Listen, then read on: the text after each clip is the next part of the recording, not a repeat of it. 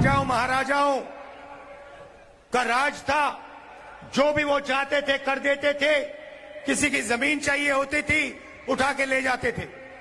Congress party और हमारे कार्यकर्ताओं ने देश की जनता के साथ मिलकर आजादी प्राप्त की, लोकतंत्र लाए और संविधान देश को दिलवाया।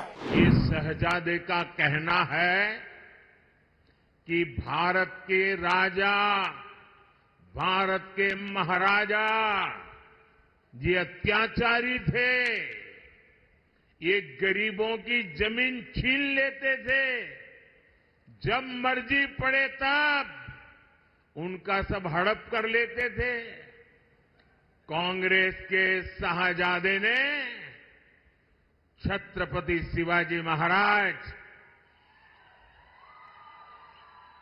कित्तूर की रानी चिन्नम्मा जैसे महान व्यक्तित्व का अपमान किया है।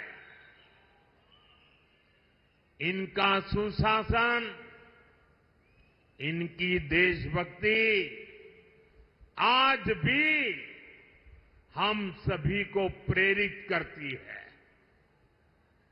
जरा शाहजादे को पता है क्या मैसूरू राजघराने का योगदान? उनको याद नहीं रहा। मैसूरू राजघराने को आज पूरा देश गर्व के साथ देखता है कि नहीं देखता है। साथियों, कांग्रेस के शाहजादे का बयान सोच समझकर वोट बैंक की राजनीति करने के लिए, तुष्टीकरण के लिए दिया गया बयान है। याद रखिए, शाहजादे ने राजा महाराजा को बुरा भला कह दिया, उनकी तो आलोचना कर दी, लेकिन भारत के इतिहास में जो अत्याचार नवाबों ने किए, निजामों ने किए, सुल्तानों ने किए, बादशाहों ने किए, उसकी बात पर तो शाहजादे के मुंह पर ताला लग जाता है, बोलती बंद हो जाती है और राजा महाराजाओं को गालियां दे रहे हो, उनको अपमानित करते हो।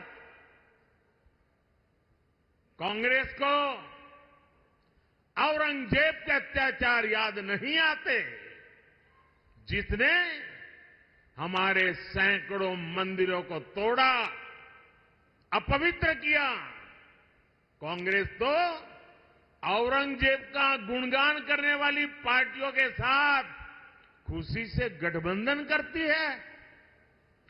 इनको वो लोग याद नहीं आते जिन्होंने देश भर में हमारे तीर्थों को तहस नहस किया, लूटपाट की, हत्याएं की, गौ हत्याएं की। इनको वो नवाब याद नहीं आए जिन्होंने भारत के विभाजन में बहुत बड़ी भूमिका निभाई।